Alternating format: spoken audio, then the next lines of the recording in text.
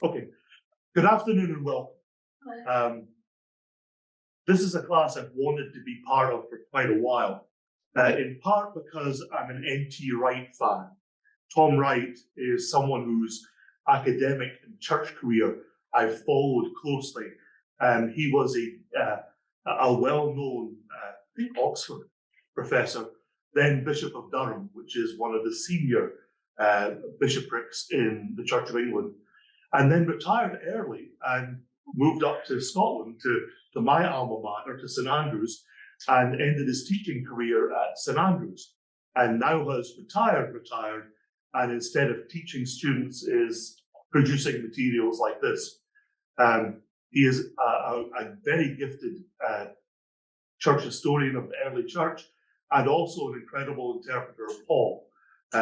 If you have doors in your house that occasionally swing closed and you'd like enormously heavy books to prop them open, he has a 2 or 3 volume set on St. Paul that once you finish reading, if you finish reading, you can use them to prop doors open, probably even in a Florida hurricane.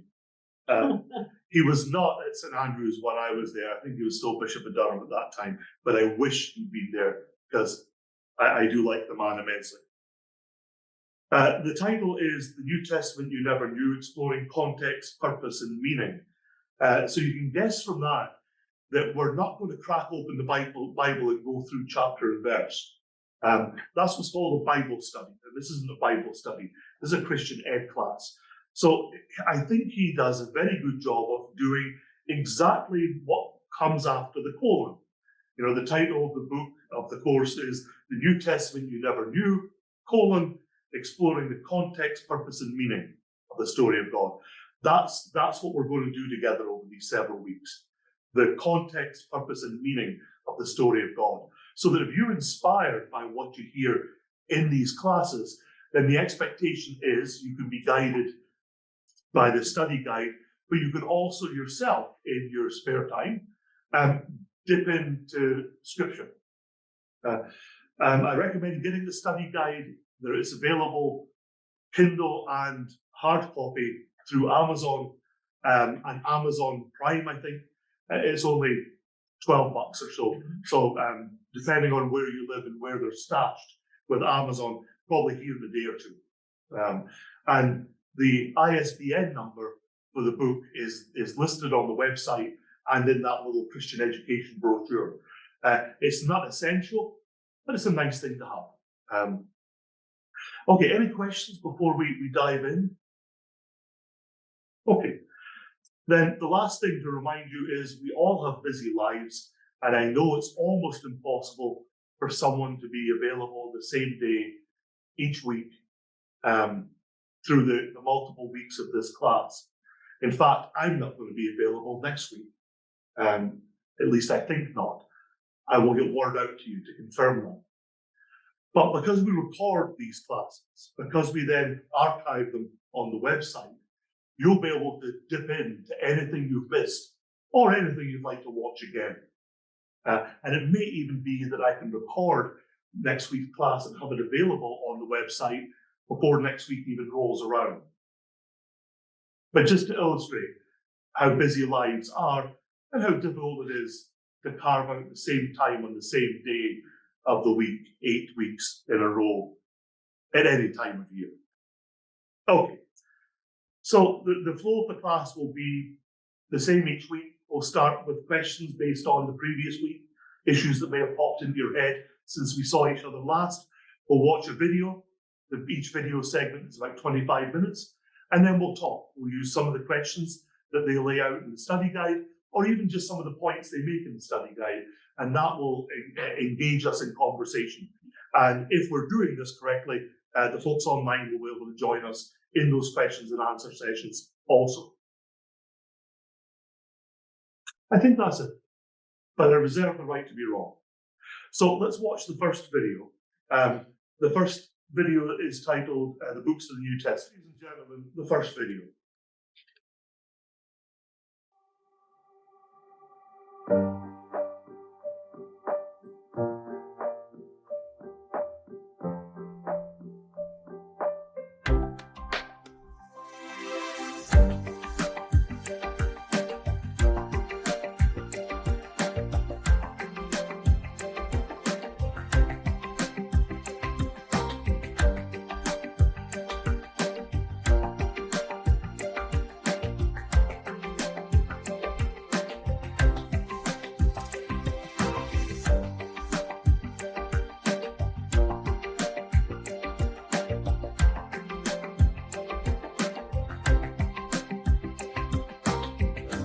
The New Testament. We know it today as a collection of 27 books made up of the Gospels, Acts, letters of Paul, general letters, and Book of Revelation. Many of us have been reading it since we were very young. We've heard the stories of how Jesus fed the 5,000, walked on water, healed the sick, cast out demons, and performed many other miracles. We've studied the writings of Paul, Peter, James, and others, and have been swept up with the amazing imagery we find in the Book of Revelation. But what do we really know about how the New Testament was written and what was going on at the time? What do we know about the first believers, the setbacks they faced, and how they interpreted the real meaning of Jesus' death and resurrection? How much do we really know about the New Testament? In this study, we will look behind the scenes to uncover the story of the New Testament you never knew, a story that is still unfolding in the lives of Christians today.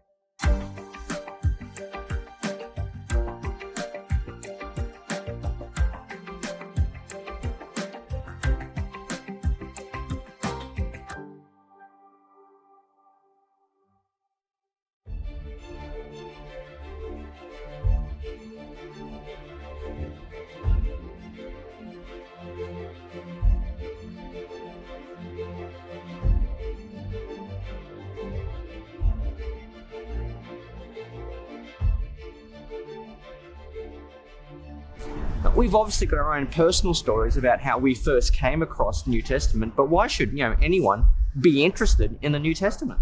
Well, I think anyone who picks up the New Testament will find, if they give it a chance, that it is one of the most explosive books ever written. Of course, compiled from different writings, but it now forms one complete, rather strange, but very powerful book. But actually, the reason why the New Testament is so important and powerful is not unlike the reason why this place we're standing in is so important and powerful, that the ancient Israelites believed that the living God who'd made heaven and earth had decided to come and take up residence on this place, and that's why they built the temple here, and the temple was the place where heaven and earth came together. And the fascinating thing about Jesus is that Jesus, both in what he did and what he said, and then in the followers who then talked about him after his death and resurrection, they and he really believed that he was the place where heaven and earth had come together. We've got to remember the Bible just didn't fall from the sky, bound in leather, written in ye old English with the words of Jesus in red. It came through a particular process. It came through the story and the struggles of the early church, not just in Jerusalem, but in the wider Greco-Roman world. And what that tells me that is we've got to know something about that process. We've got to know what was going on in the early church for those very crucial first, decades. But I think even more crucial than that is actually knowing the background story. And unless you know that story, then you're not in a position to see what issues it was that Jesus was addressing and what issues it was that the New Testament writers were addressing. Because they were saying two things: both, God has done what he promised, and it didn't look like we thought it was going to. Something new was happening, but the new thing made the sense it made within that old story. So we need to know the backstory as well as then being able to study the New Testament in three dimensions, if you like.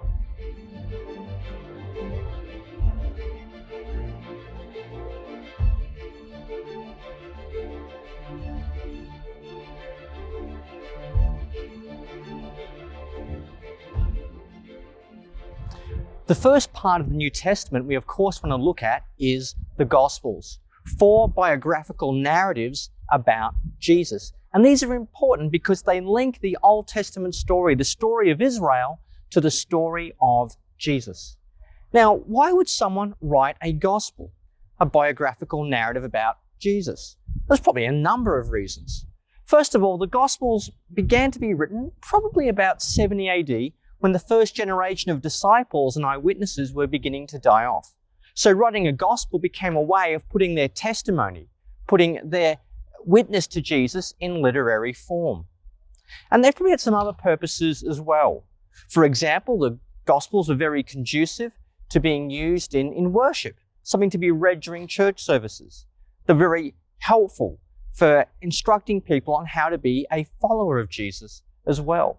And some of the Gospels may even have more specific purposes. For example, in the case of the Gospel of Mark, I think what Mark is trying to do is to provide an apology for the idea of a crucified Messiah. In other words, Mark is trying to say Jesus is the Messiah, not despite the cross, but precisely because of it. Because that's the kind of question that many readers would be raising as they read the Gospels if they were from the Greco-Roman world.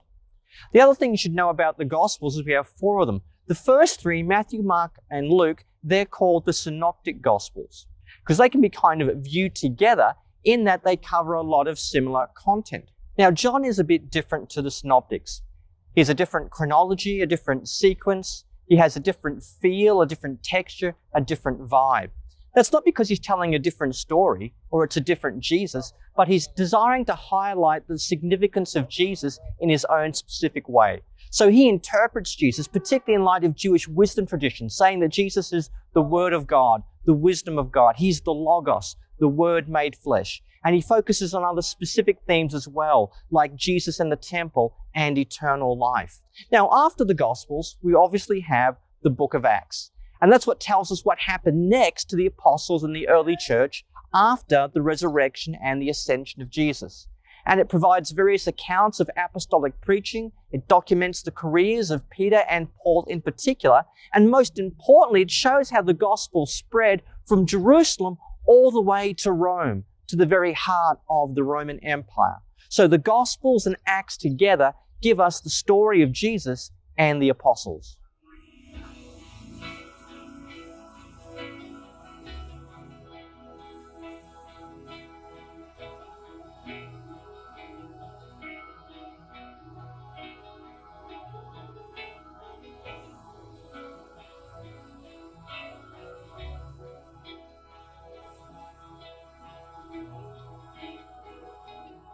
Speaking as an ancient historian, one of the most fascinating characters in the whole of the 1st century AD is the Apostle Paul, whose writings come in the solid chunk in the middle of the New Testament. Paul's letters on the one hand, and the Acts of the Apostles on the other hand, give us all sorts of detail of fascinating little vignettes and little character studies of some of his friends. And we always want to know that a little bit more. We don't know when he was born, but we assume that he was quite a young man, probably in his 20s, at the time when Jesus was crucified and then was raised from the dead. And we know that then Paul, or as he was then called Saul, that was his Hebrew name, was hot and fiery in his persecution of the church. He hated the thought of people following this crucified would-be Messiah. He thought it was blasphemous nonsense and that it was against the traditions of Israel and that it was destructive to Israel's law and a threat to Israel's temple. And so he did all he could as one of the extreme of the sect called the Pharisees to persecute these Christians, these followers of Jesus, and to try to stamp them out. And it was somewhere in the early 30s, possibly around 33, we're not sure the exact date, when Paul was on his way to Damascus in Syria in order to try to haul Christians off into prison and perhaps even to have them put to death, when he met Jesus himself. And in the way Paul tells this, it was both a revelation from God and an actual meeting with the living Jesus himself. It's hard for us to appreciate exactly what that was, and different theories have been advanced, but it changed Paul pretty much then and there. And within a matter of days, he was going into the synagogue in Damascus and announcing that Jesus really was the Messiah and proving it from Israel's scriptures, which he knew like the back of his hand. So what is Paul writing about? Well, when we're reading Paul's letters, it's like reading someone's mail, but all we have is the letters going in one direction, or like listening to one end of a telephone conversation, and we'd love to know what's being said at the other end. And so we try to figure out what was it that caused him to write these letters, sometimes very pastoral and gracious and friendly, and sometimes really agitated and at white heat and angry with what's going wrong, and all shades of emotions in between. And so Paul's letters are not designed to be a systematic exposition of everything you might want to know about Christianity. But at the heart of it all, we find the figure of Jesus. Paul is obsessed with Jesus. He can't stop talking about Jesus. Something had happened with Jesus' death and resurrection, which made Paul realize that the God of Israel, who was the creator God, had done something radical and shocking and unexpected.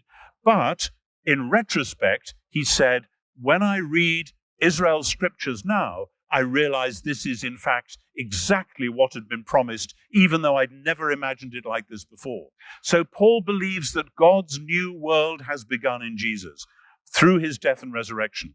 Paul believes that evil and sin have been dealt with and forgiven through Jesus' death, and that the new life has begun when he came out of the tomb. And Paul believes that this has renewed the covenant with Israel and has created now a single family, Abraham's one family in the Messiah, a family consisting of Jews and Gentiles together. Almost every letter Paul writes, he stresses the unity of the church. Almost every letter he writes, he stresses the holiness of the church. These are to be the signs before the watching world that God is God, that Jesus is Lord, and that the good news about Jesus, which Paul called the Evangelion, the gospel, is the power of God unto salvation for all who believe.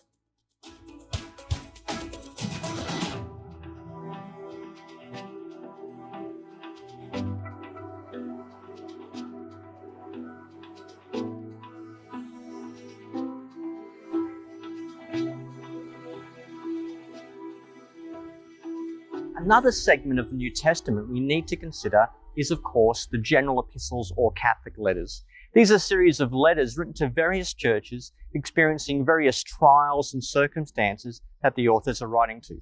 Now, one of my favorites is the book of Hebrews. It's a big, meaty, chunky book. It's probably written in the 60s of the first century, directed at some churches in Rome who were beginning to suffer persecution, the very least social ostracism, and an assorted number of consequences of their faith. And their temptation is to go back to Judaism, go back to the synagogue, because it's easier, it's safer, it's a legally recognized religion. But the author says you can't do that, because in Jesus you have everything that the Jewish faith treasures. You have everything that the Old Testament story was pointing towards. You have a better priesthood. You have a better sacrifice. You have a better covenant. In other words, we could sum up the book of Hebrews by saying, Jesus is better. Among the Catholic letters, we also have two epistles by relatives of Jesus, that being James and Jude. Now, the epistle of James appears to be a sermon of some sort written up in the mode of a letter. And it's a series of exhortations to a group of Christians living in some rural environs, somewhere like Galilee or maybe Syria. James is filled with a number of exhortations about the importance of good deeds, prayer, steadfastness, looking after the poor and the vulnerable in their own congregation. If we had to summarize the epistle of James in one phrase, we could say, faith without works is dead. The other letter by a relative of Jesus is, of course, the epistle of Jude. Now, the circumstances about Jude are a little bit more mysterious. We don't know who it's written to. What we do know is that the epistle of Jude is written to a group of Christians somewhere, perhaps in Palestine, who have been infiltrated by some false teachers, who are not only perverting the truth, but are leading them into a somewhat licentious lifestyle.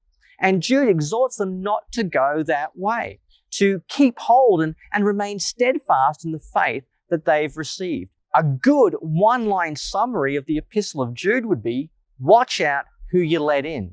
Also amongst the Catholic letters are two letters attributed to Peter. First Peter is written by Peter while he's in Rome to a group of churches in Asia Minor or modern-day Turkey. And these are a group of churches that feel like they're living in their own kind of modern exile. They're being ostracized, mistreated, and abused in their very own homelands. And Peter urges them to remember who they are. They're not the dregs of society. They're not a silly superstition. They are a royal priesthood. If we had to summarize 1 Peter in one phrase, we could say, when people think the worst of you, show the best of your faith. The second letter of Peter is a bit more contentious. It's written in pretty good Greek for a fisherman.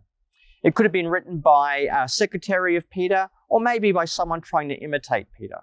But it's definitely true to Peter's own intent and his own ministry and calling. And that's to guard the church against false teaching.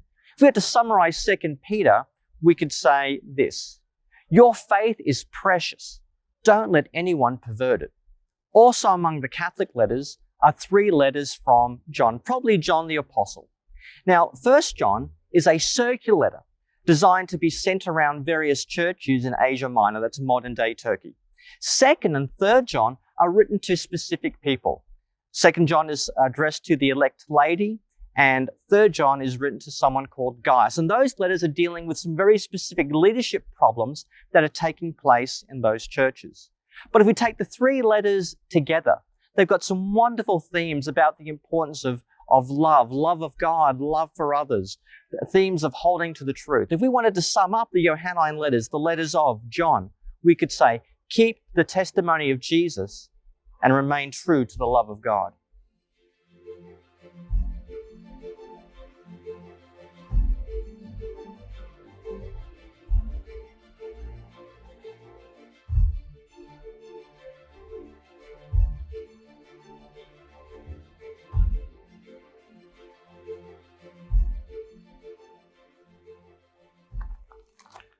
This is Qumran, where they found the Dead Sea Scrolls, and one of the most famous of all the caves where they located them is the one down there, which we call Cave 4, where they found literally hundreds of manuscripts, including some biblical manuscripts and a lot of commentaries on bits of the Bible and lots of other texts to do with the life and the work and the expectations that the sect had.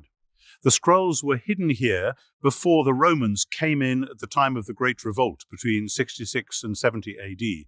And the scrolls, so far as we know, were collected and in some cases written by a small group who believed that they had the key, they had the secret to how God was going to do what he'd always promised.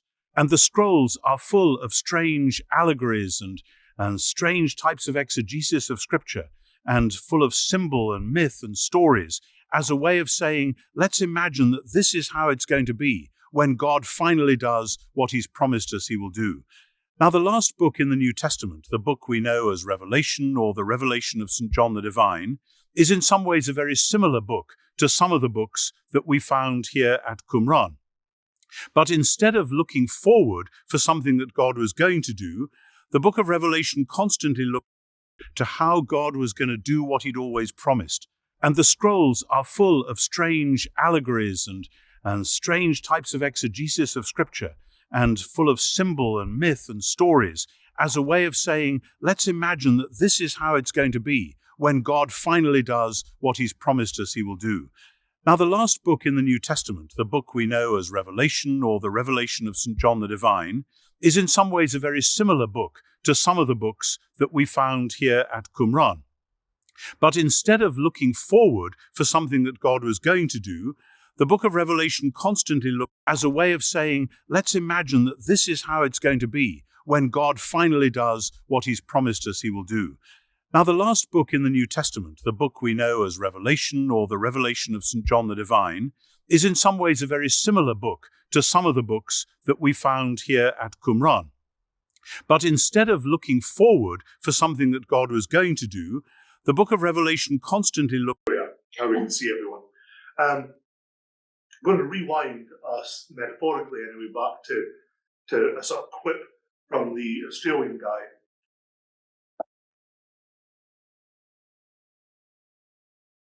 Michael Bird. He said this: the Bible did not fall from the sky written in ye olde English with the words of Jesus in red print. It came through a particular process, through the story and struggles of the early church. This quotation, by the way, is at the top of page 14.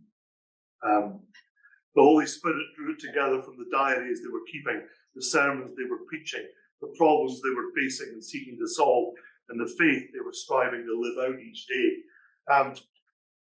It seems to be a mystery to folks, a question that very seldom gets asked: where did the Bible come from? This whole course, is trying to explore the context and the purpose and the meaning of that story. It's probably worth just pausing while we let the internet catch up with us.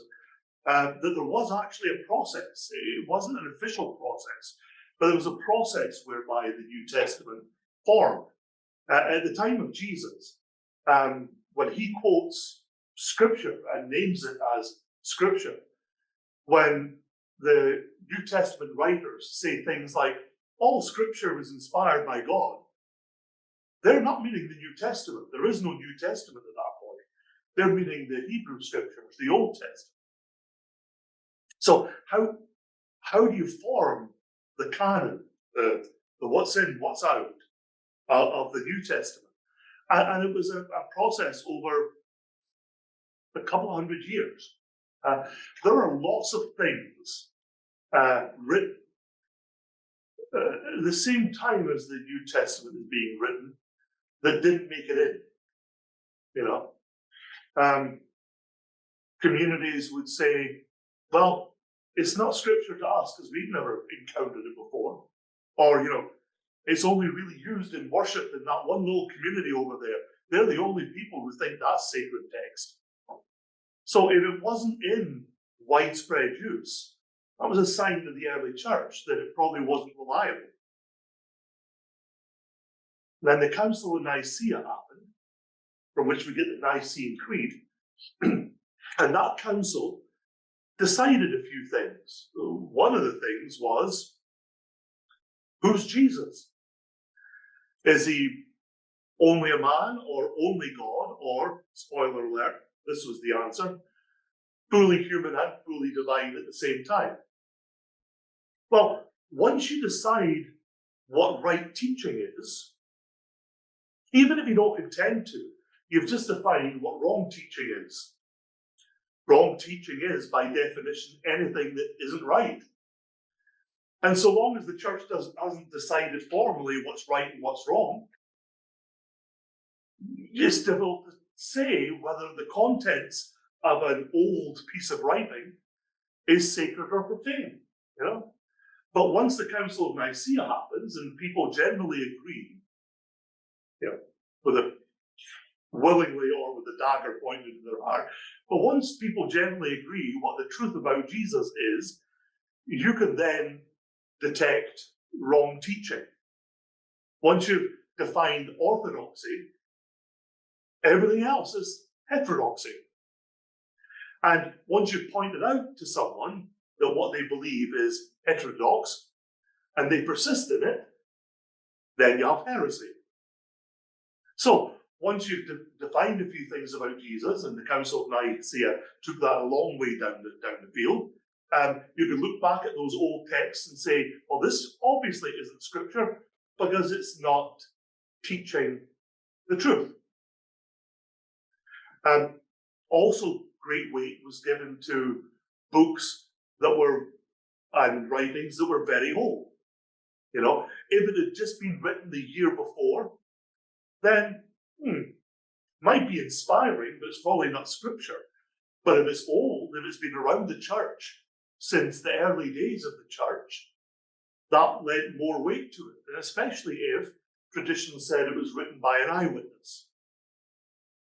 So you start to have all those sort of yardsticks by which you could measure things. Is it sound teaching? Is it old? Is it from the very early church? Was it written by an eyewitness?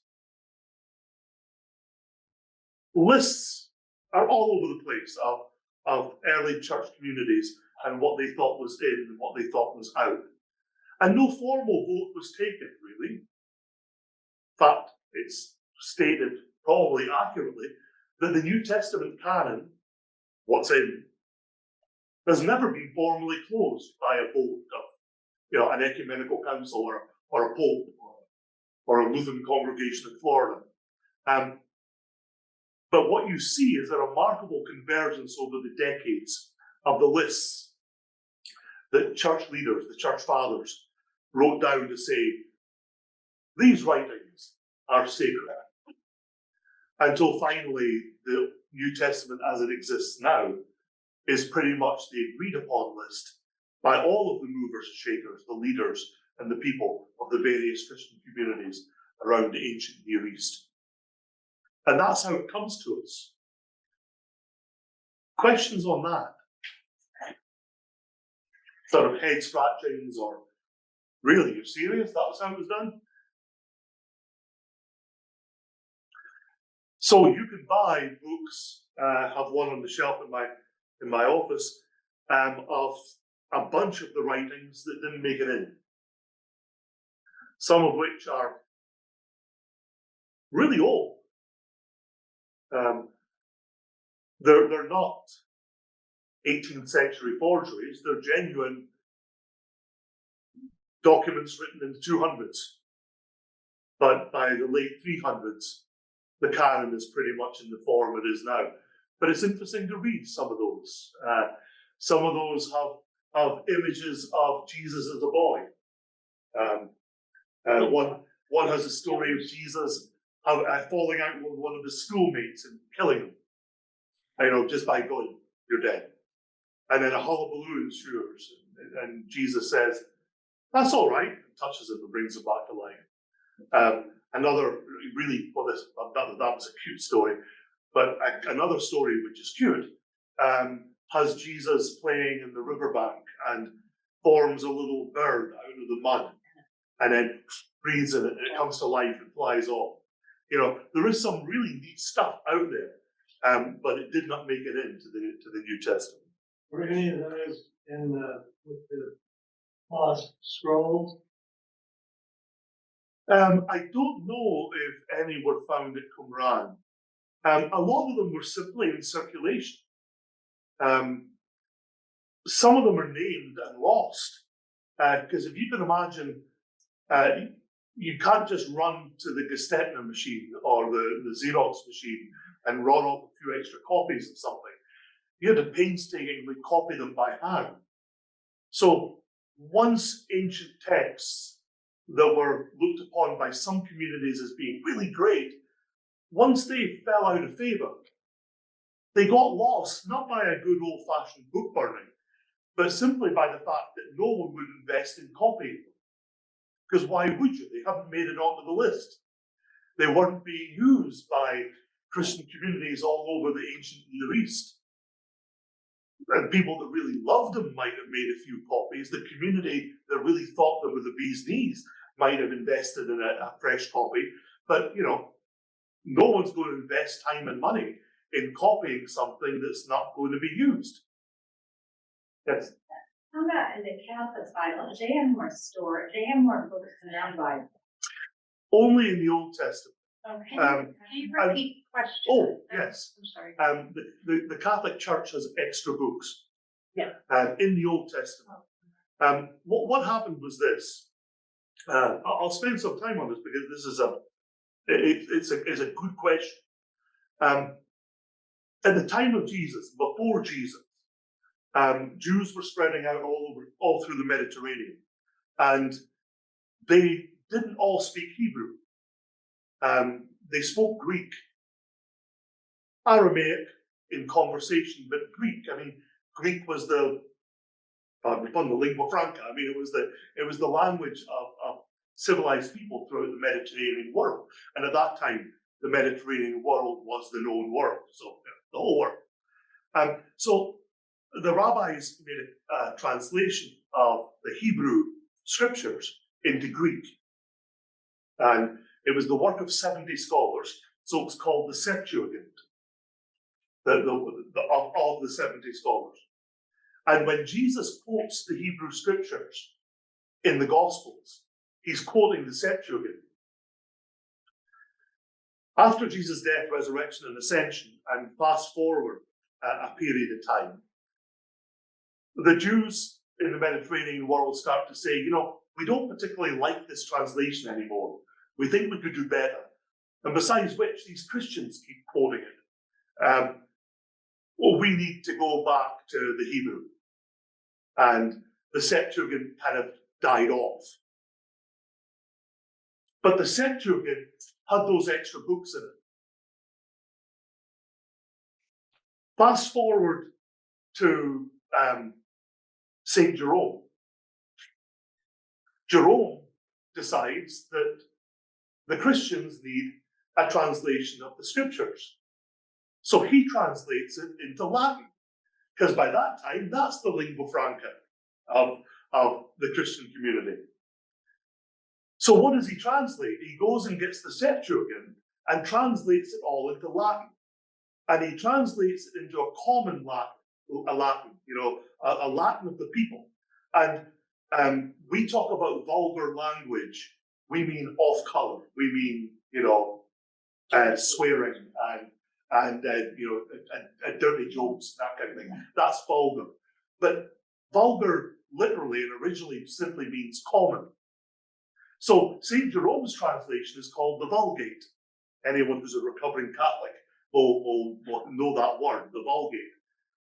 But he's translated all of the Septuagint, including the extra books, into Latin. So that becomes the Old Testament to the Christians for the next 1800 years.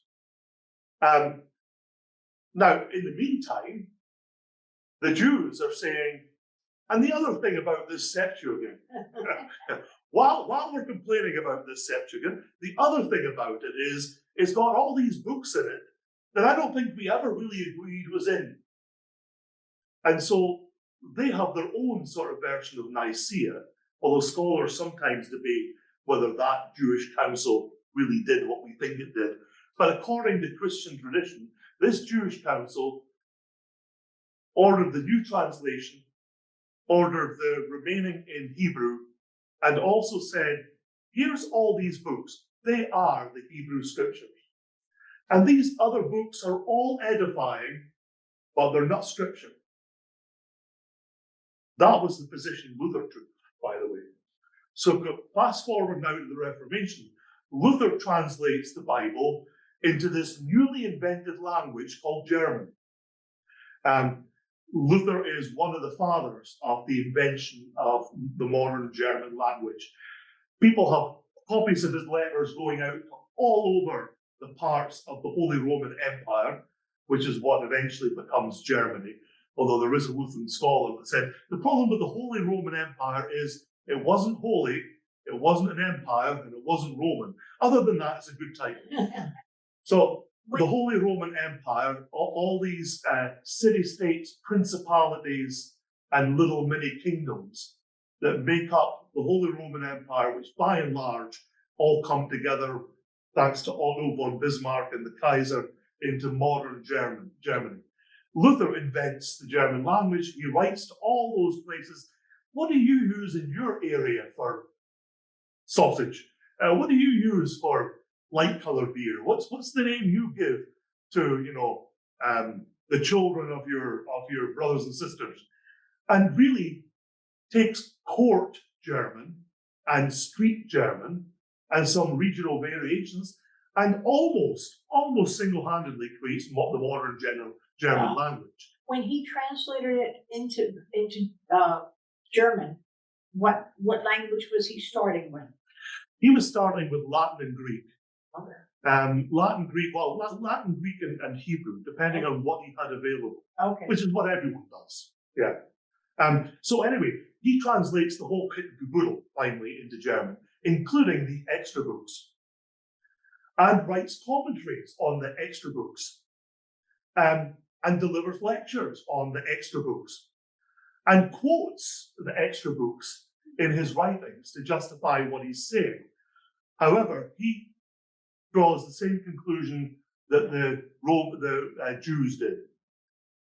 This is the Hebrew scripture. The extra books are edifying, but they're not on the same level as scripture. So Luther will quote the extra books to support an argument for which there's other scriptural arguments. To kind of just drive the point home. But he never, I don't think there's a single instance where he establishes the truth of something based solely on the extra books. That's how he did. The Protestants come along, and I'm showing my biases here. The Protestants come along and say, no, the Bible should just be what the Old Testament should just be what the Jews said it was. I don't think that shows a Protestant desire to hew closely to the Jews. I think that shows the Protestant desire to not be Catholic. The Catholics have it in there, so we're not going to. And our explanation of why we're not going to is going to be because the Jews don't. But I really think so it's called the second canon, deuterocanonical books. And many a Bible, if you look at the front cover, it'll say, "Oh, the Bible, the Holy Bible, including the Deuterocanonical." But there are no extra books to the New Testament in any of the main Christian traditions.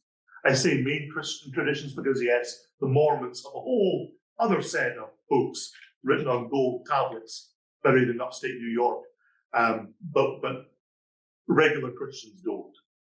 So when Luther did that, was that when he started writing, was that when the Gutenberg press was there, or that The was? Gutenberg press is around the time of Luther, yes. Okay. I mean, one of the reasons why the Reformation catches fire under Luther and not Jan Hus, was my pronunciation all right? Yeah, Hus. Hus. no, years you used that. Lots of people tried to reform before Luther did. How did it stick with Luther? Well, old style Lutherans will say because God blessed Luther to do it. And that may well be true. It might have the added advantage of being true. But why it caught on was that Gutenberg had invented the movable print press. And Luther's writings are spreading through Europe as fast as the presses can churn them out. Lutheranism reaches Scotland by way of the Baltic. Oh, that's Scotland had no trading partners in the Germanic states, but Scotland traded with the Baltic states. And all the early Lutheran manuscripts come to Scotland by way of the Baltic on a trade route. So you follow the academic route or the trade route, and you get Luther's writings going all over Europe. But yes, it helped every time, because before Luther, you deliver a sermon or a lecture, and most of the students have forgotten it by the next morning. And a few really like it, they'll include it in their teachings, but whoop-de-doo. But you've got a printing press. Luther's sermons and pamphlets, because he churned out pamphlets like you wouldn't believe.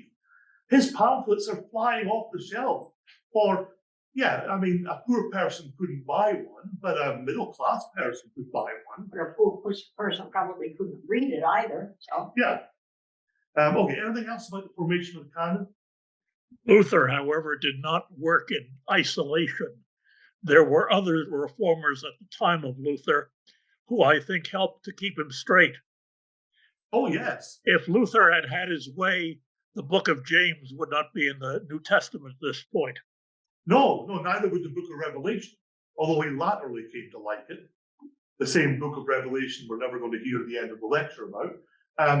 But yes, Luther thought that James was an epistle of straw, and said of the book of Revelation, I cannot see Jesus in it at all. I just cannot. There are a whole bunch of people, good people and bad people, around Luther. So I'm thinking of von Karlstadt as a bad person. Luther leaves town, comes back, and Karlstadt has crowds of students and others burning down churches. And he led an iconoclastic movement. And Luther had to come back into town. And shortly thereafter, the riots stopped, and von Karlstadt left, never to be seen in that town again. But then there's Philip Melanchthon, who is Luther's right-hand man, and a brilliant scholar, and who wrote more of the Lutheran confessions than Luther ever did, and wrote the Augsburg Confession, which Luther couldn't do because he was on the run. So yes, good point. Why were the Gospels written? I'm now on page 16, the top shaded part. Well, an interesting question is why weren't they written before they were? To which there are several answers. One is not everyone could read, and so writing stuff down had a minimal utility, but it does explain why so much of the New Testament sounds better read out than read on paper, at least in the original languages. One of those, it's almost poetic. I mean, you can, and you know what it's like. I mean, take a speech of Ronald Reagan's, like, and almost any one of them. Read it on paper, you're probably going to be bored senseless in a minute and a half. You probably won't get to the fourth paragraph. Hear Reagan say it, and you'll listen. You'll happily listen for hours. You'll stop everything you're doing and listen for hours, because because the speeches were written to be read out loud, not to be written on the page. And that's true of a lot of oratory. Sometimes not so. Sometimes there is a crossover, and people have a way of writing so that it sounds good verbally and in written form. But by and large, no. So Paul is atrocious to read in the original language. But if you read Paul out loud, which is what Paul dictated the letters to be read out loud, makes much more sense. So you're reading it, you think, when is there going to be a period? This is the longest paragraph in all of Christendom. But when you're hearing it read out loud, you don't notice that. You're caught up in the rhetoric of Paul. And that's true of the rest of the New Testament. So why wasn't it written down before it was? Because there's a perfectly good oral tradition. You sit, you talk, you literally sit around the campfire, and I'm not saying that as a sort of ridiculous analogy. But in the evenings things got dark back then, and not everyone could afford to burn oil lamps all over the place. So you got round the fire and you talked and you shared stories, and the stories of Jesus are told around the campfire. Another reason they weren't written before they were, and you can detect this in some of the writings that were written down, a lot of people expected Jesus to come back any minute. So why bother writing down? If you have an imminent eschatology, to give it its flowery, learn those words and you'll win at Scrabble every time. But if his return is imminent, that has all sorts of implications. Paul, in various places, has an imminent eschatology. Jesus is coming back any time. So are you married already? Stay married. But if you're not married already, don't bother getting married. Jesus is coming back. That kind of stuff. And you've got eyewitnesses, and they're still around. What I wouldn't give to sit down with someone who fought at Gettysburg and be able to ask them questions. But Gettysburg veterans die off eventually. For a long time, their wives never seemed to. The last Civil War widow died about 6 years ago. Yeah. Because these 90-year-old men would marry 14-year-old girls, and they got the pension. It's incredible. But if you're a Christian community and there are eyewitnesses around, what do you need written down stuff for? We'll just go ask an eyewitness. So, as this box says, the first generation of disciples were dying, and they wanted to capture their testimony and witness it in written form. The stories and accounts could be used in worship. It's fascinating learning about early Christian worship. What do you do? We know what to do. I mean, even if we don't have the LBW in front of us, we can still write on the back of a napkin, like an order of service, words of welcome, opening song, read some stuff out loud, song, break bread together, song, closing prayer. Yeah, you got the liturgy on the back of a napkin. But read some stuff out. What stuff? Worship in the Jewish synagogue consisted of reading scripture. We know that because the Christian scripture tells us that's what they did. So when Jesus goes to his hometown synagogue in Nazareth, never do this. Am I right, Reverend? Never try and preach in your home church. No. I don't think I've ever said this out loud before, but what was Jesus thinking? I'll get the AV guy to edit that statement out so I don't get a call from the bishop. Okay. So Jesus is in the synagogue in Nazareth. We know what he does. Luke tells us. He asks for the scroll, and the attendant gives him the scroll, and it's the scroll of Isaiah. And he unrolls the scroll, reads the text, scroll, puts it back up, hands it to the attendant, and sits down. You sit. If you have authority and you're about to speak and teach, you do it seated. He sits down and he starts to preach. And he gets barely 25 words out and they drive him out of town. Because he says, today this prophecy has been fulfilled before your very eyes. The prophecy of Isaiah, the blind shall receive their sight, the deaf shall hear, the lame shall walk, and the good news of the poor will have the good news proclaimed them. And Jesus said, the hometown boy says, I am the fulfillment of that prophecy. So we know what worship looked like. So the early church is saying, we'd like to do that too. That sounds good.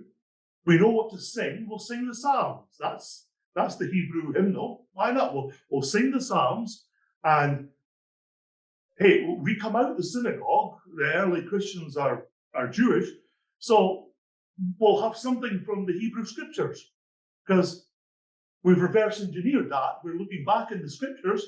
And as Paul did, we're seeing Jesus everywhere. This is great. The fulfillment of the promise is there. So they have the Old Testament. Now, what are we going to read? Well, remember our founding pastor? Great guy. We've been writing to him, so we've got his letters. Why not read out some of his letters? That's good stuff. And if your founding pastor happened to be Paul, you're on a winner there. So you start to see Christian worship forming around sacred writing. Suddenly it becomes really important to have our own sacred writing. And if you've got the Gospels, aka biographies of Jesus, and you've got letters flying back and forth from your founding pastor, even if you're careless enough to lose one, we've lost the third letter to the church in Corinth. We know there was a third one because Paul mentions a third one. Well, he mentions one that isn't the two that we have. So we've lost Paul's third letter to the Corinthians. But that's a prime example of drafting that into worship. And then we know that the early church wrote spiritual songs, not just psalms. And we know that because the book of Acts tells us about Paul and Silas being imprisoned because they were spreading the gospel. And how did they while away the hours? They prayed and they sang spiritual songs, it said. So we were already singing spiritual songs. I was at prayer breakfast this morning. Guy Penrod, who happens to be one of my favorite singers, was the guest singer. Anybody who watches Gaither Homecoming stuff. So I know the power of spiritual songs. They were for the instruction of believers in how to live for Jesus and follow the Messiah. And this is kind of connected. They were an apologetic for the idea of a crucified and risen Messiah. Apologetics is an academic discipline centered on explaining and defending the faith. So the Augsburg Confession was written by Philip Melanchthon, who also wrote the Apology to the Augsburg Confession, which didn't mean that he wrote to the Pope saying, my bad, I take it all back. I promise, Scout's honor, I won't do this ever again. Apology, the original definition, meant to defend something.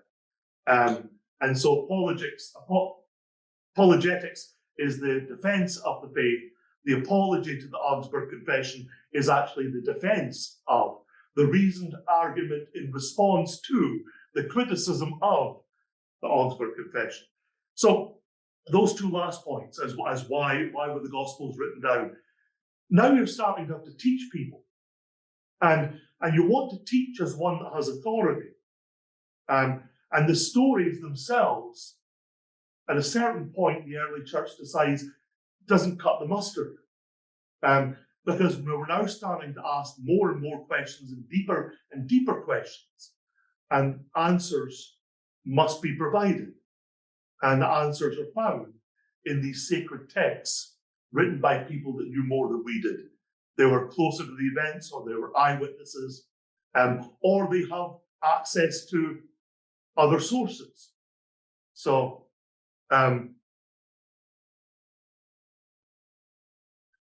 so let me just do one brief thing and go back and try and finish the video.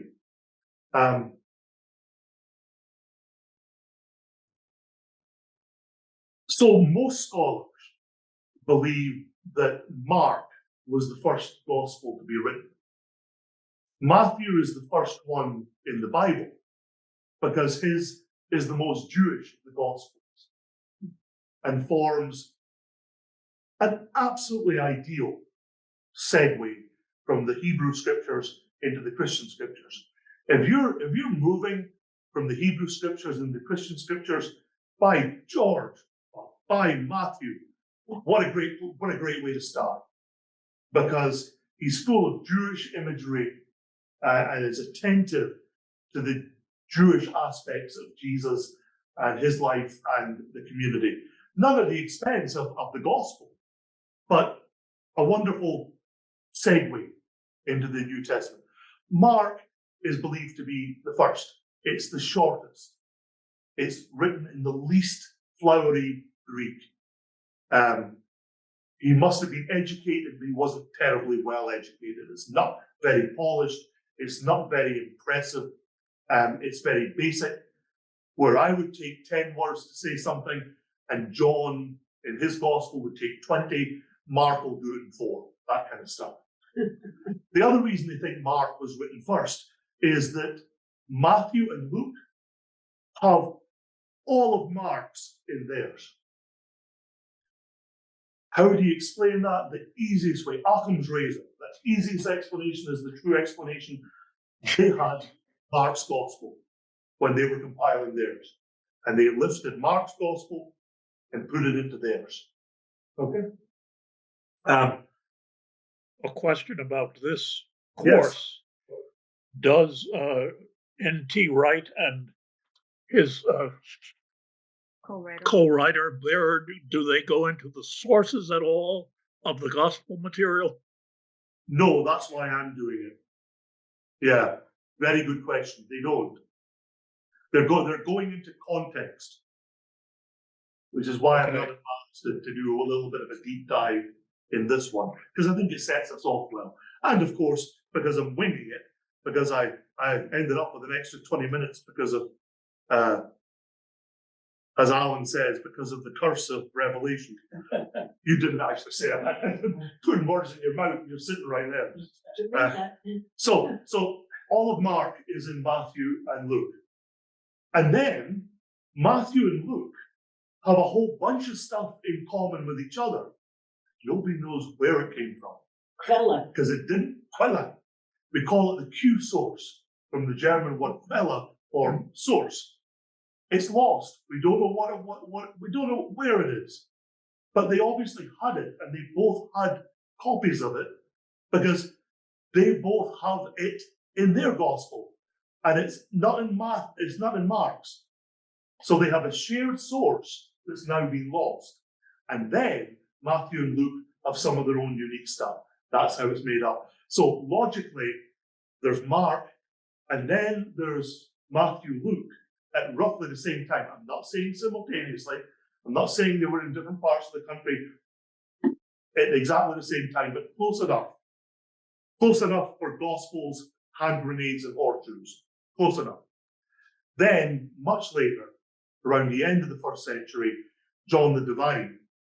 And yes, he can live that long.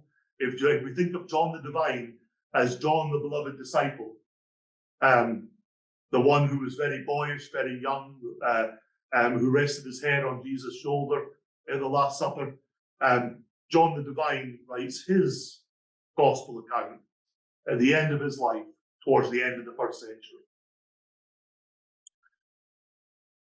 Paul was writing his letters before any gospel was written. Paul doesn't quote any gospel, no gospel quotes Paul. Paul's letters are being written early. They're the earliest things we have in the New Testament. And they're being written probably not that long after his conversion. So if you say roughly that Jesus was born in the year 0-ish, off by a handful of years, I think they are, but let's just save that argument for another day. So Jesus is born in the year 0. He's 33 years old when he dies. So around about AD 33, he dies. Shortly thereafter, Paul has his conversion on the road to Damascus. So we're talking about Paul writing some of his earliest letters. Add a few years. He's not only got to be converted to Christianity, he's got to then start traveling the Mediterranean and establishing congregations, which he then writes to. So he's not writing in the year 33 or 34 or 35. And it might be 35, 36, 37. I mean, he's early. And I'm also thinking of Peter, the epistles of Peter, which probably precede in their writing the Gospels, most of the Gospels, which is one of the reasons that I'm encouraged that during this Easter season, we are currently using epistle lessons from 1 Peter. Yes, yeah. And then, of course, the letters written by the brothers of Jesus. Yes. So James and Jude are going to be written fairly early also. Okay, let me pause and go back and see if we have any chance at all of seeing the last bit of the video. Let me just check my settings. I don't know why. If it's not going to work, it's not going to work. Aye.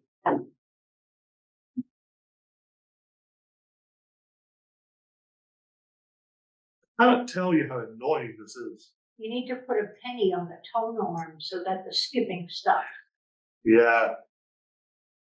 Well, I'll tell you what I want to do, but I can't tell you until I accompany it. And the horse it rode in on. Yeah, that's it. No, it's just not budging. My suggestion is you get the DVD. Oh, I have the DVD. But if you want to see complicated, you want to see me hooking up a DVD player to the laptop, to the TV, to the broadcasting. No, I have the DVD. Well, I had the same problems in the past in the church. The bandwidth is insufficient. The same problem I'm running here. Yeah, it should be okay. Like I said, I sat here yesterday afternoon and watched many of them. Looks back to something that God has just done in and through Jesus. And it uses the same kind of language of symbol and allegory and myth in order to say that in Jesus, as the Lion who is also the Lamb, Israel's God has fulfilled his promises. He has brought heaven and earth together. He has rescued a people and has ransomed them so that they can now be the royal priesthood that humans were always intended to be. Now, the book of Revelation has puzzled many people for many generations, partly because the Christian church often forgot the kind of genre, the kind of writing that it was embodying, because the rest of the New Testament doesn't have so much that looks that sort of writing. But the book of Revelation has to be read as a whole, and when we do that, we see that this coming together of heaven and earth, which has happened in Jesus, and that's celebrated towards the beginning of the book, will happen finally when God makes new heavens and new earth. And over against the many Christian teachers who have imagined that the purpose of Christian discipleship is one day we will leave earth and go up to heaven, instead, the end of the book of Revelation is about the heavenly city, the New Jerusalem, coming down to earth so that the dwelling of God is with humans. And God says, I am making everything new.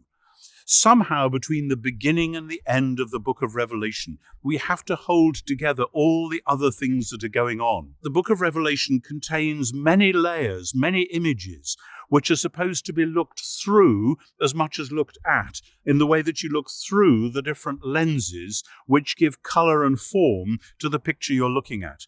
Because the point of a book like Revelation is not so much that you deduce from it line by line all the things which are supposed to happen, but that you use it like you would a symphony or a poem to open your mind to the realities of the fact that God is God, that Jesus is Lord, and that all the principalities and powers that rage against him are one day going to be put out of business entirely because of the victory of the Lamb. I first read the book of Revelation when I was a 13-year-old schoolboy. It had just come out in a new translation, and one day I sat down and read it from cover to cover. And I remember that day to this moment, because I'd never read it before and I had no idea what it was about, but it sort of washed over me like a great storm. Or perhaps I should say it exploded in front of me like a whole box of fireworks going off at the same time. And that's the effect that it ought to have. Rather than saying, what does this line mean or that line mean, though that's important too, we should allow a wonderful poetic book like that to have its full impact. So at the end of the whole New Testament, God has given us this remarkable book, not to make us confused or worried, but to lift up our eyes and our hearts to the victory of the Lamb.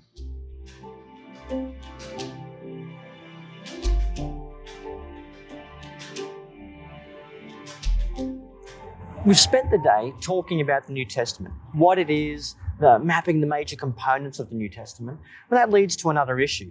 How should one go about studying the New Testament? Well, studying the New Testament is the birthright of every Christian, really, at whatever level he or she is capable of doing it. But it seems to me that when you approach a book like this, you should approach it the way that a pilgrim might have approached the Holy City in the olden days, and many today, coming to it as a place of pilgrimage.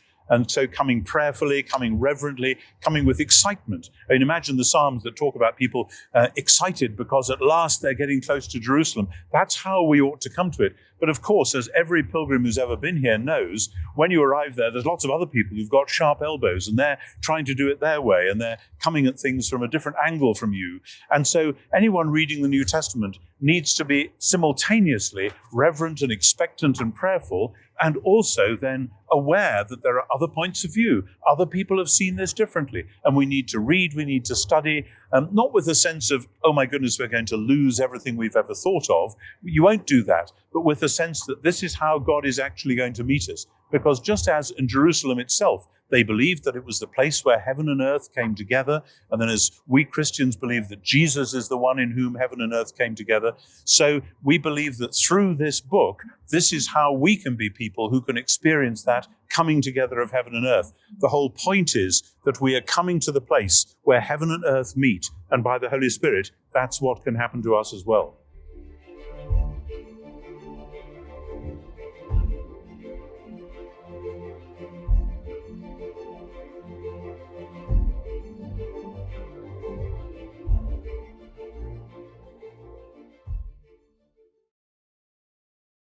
And there we are.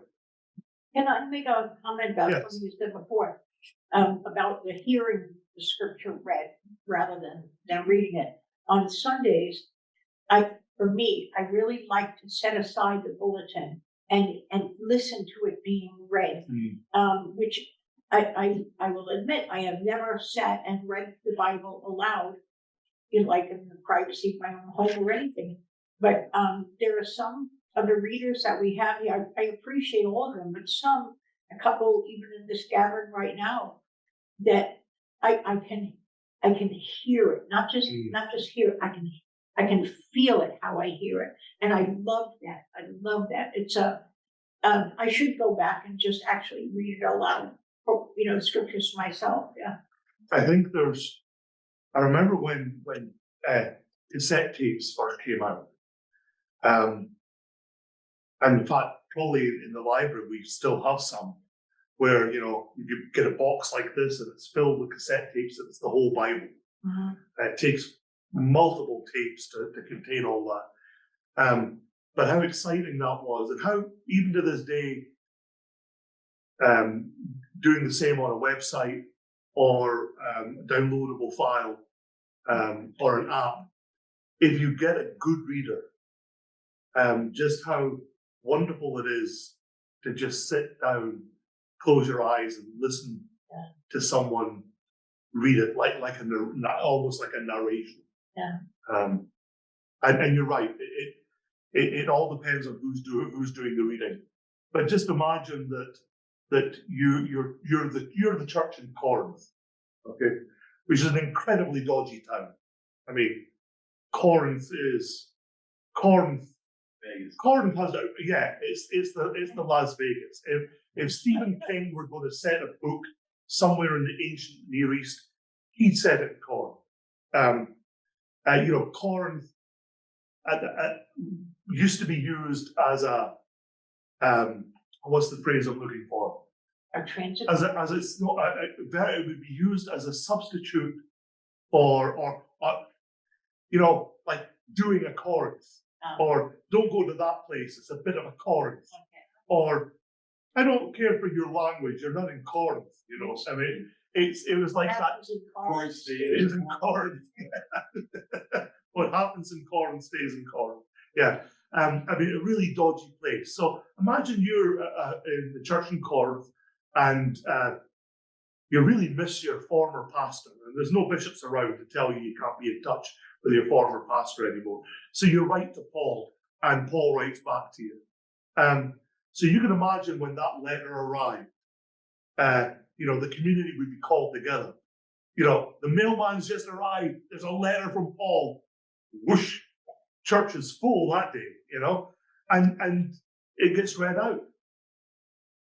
And Paul's busy dictating it. We know Paul didn't write his own stuff because the stuff he wrote pretty much tells us he didn't, because there's a bit where he says, and this is so important, I'm writing it in my own hand, you see? Yeah. So he takes the quill out of his secretary's hand and actually writes that bit because it's so important, and tells people, look, this is so important, I'm writing it myself. So Paul's dictating it. So Paul hears what it sounds like. And that's not just because Paul's being lazy. Although who knows? I mean, he might have had a reason why he didn't write it. We don't have the original, so we don't know whether his handwriting was dodgy or not. But he's saying it out loud. Someone's writing it down, and 99.99% of the people are going to hear it read out. That makes sense to me. And just imagine the excitement of letters home from the war, where a letter arrives and the whole family will gather to hear it. And, big families back then. My mum was second youngest of 9. You're not going to sit there patiently while that letter works its way from family member to family member. You're going, mum or dad's going to read it out, and the whole family will switch the radio off and listen to it.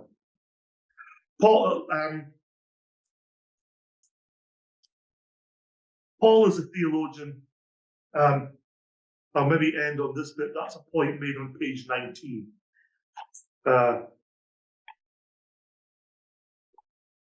Keep in mind what Paul has to do. He's reverse engineering. That's a phrase we're all accustomed to, even if none of us are some of us might be engineers. But even if you're not an engineer, you know what reverse engineering is. The Russians did it all the time, The U-2 spy plane crashed. They went over it with a fine-tooth comb. 18 months later, they're producing stuff based on that technology. Reverse engineering. Paul's doing it. He's a theological reverse engineer. In fact, everyone's doing it, because an event happens, the crucifixion and the resurrection. And even the disciples who've been with Jesus for 3 years at this point, they're reverse engineering too. And you can see them do it in real time. Was this what he meant when he said, and did he not tell us that you're bowled over emotionally and spiritually by an event that you then have to make sense out of? And there isn't scripture to do that with, except the Hebrew scriptures, which is why the Hebrew scriptures get quoted in the New Testament so much, because it's that predates the event you're trying to make sense of. And the New Testament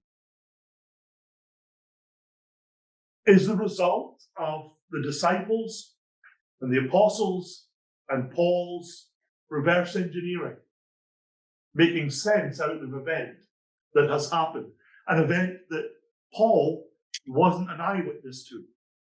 Hence his very flowery phrase, and I, last of all, least of all, as one untimely born, Jesus appeared to me.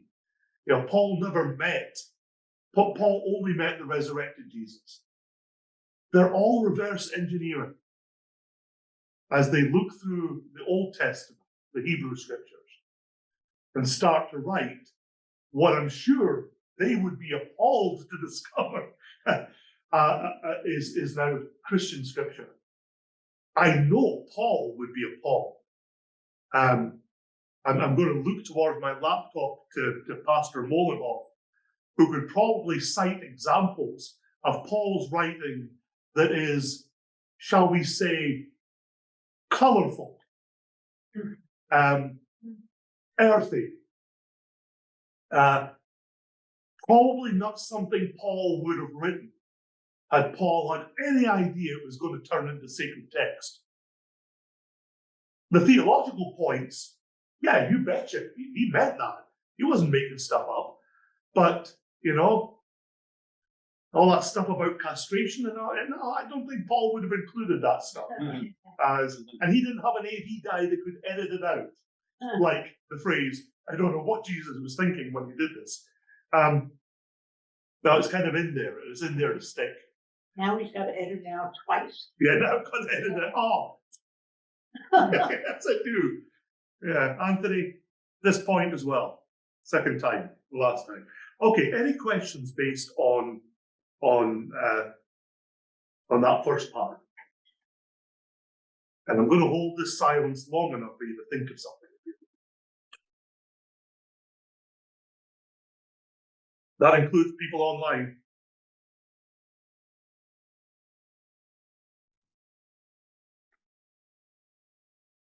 I was looking here on page 19 at the passage that he's citing from James.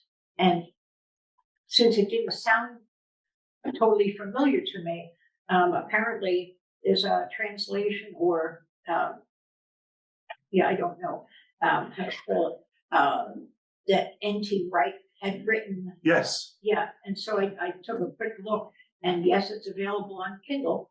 So I downloaded a sample, and I'll be taking a look. I'm always interested. Pastor Herb was the person that had introduced me to the Message, and I find it interesting to kind of compare and contrast. And so I'm Yes. trying with this, Thank you, there are various translations of the New Testament by modern scholars and fresh translations of the Old.